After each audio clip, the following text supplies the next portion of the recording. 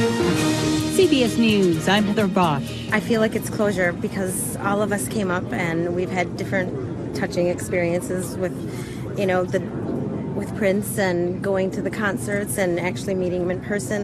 Fans of the late pop star Prince are expected to gather at Prince's home in Minnesota again today. A private gathering took place yesterday at Prince's compound, Paisley Park. Just saw Sheila E. leave in. And musician Sheila E. is a longtime friend of Prince. Late in the day after the celebration ended, associates of Prince brought out some of the floral bouquets used during the celebration and began handing out individual flowers to fans. What does it mean to get a flower from this?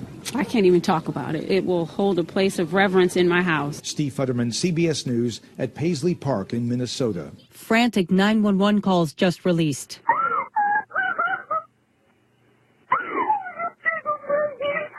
Those calls as the bodies of 8 family members were discovered murdered in rural Ohio.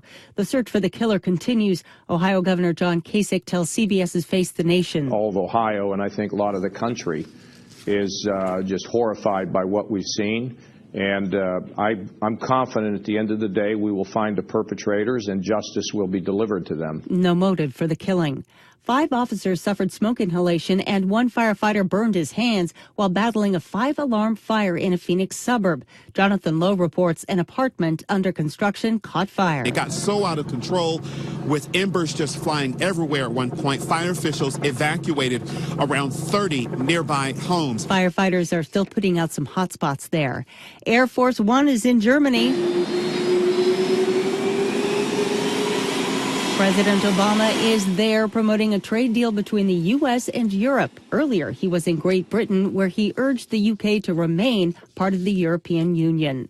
North Korea is suspected of violating sanctions again. North Korea claims success in launching a ballistic missile from a submarine. Pyongyang's Korean Central News Agency says North Korean leader Kim Jong-un witnessed the launch, calling it one more means for a powerful nuclear attack. South Korea's defense ministry says the test was a failure. The missile fizzled out after flying 20 miles for about 2 minutes. That's CBS's Don Kirk.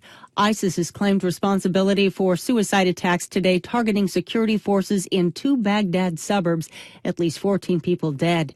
The Ukrainian government says there's been a flare-up of fighting in eastern Ukraine over the past 24 hours that's left 3 troops dead. This prediction from the pilot of a solar-powered airplane. I bet that in 10 years, electric airplanes transporting 50 people. Bertrand Piccard landed his solar-powered plane last night in Mountain View. This is CBS News.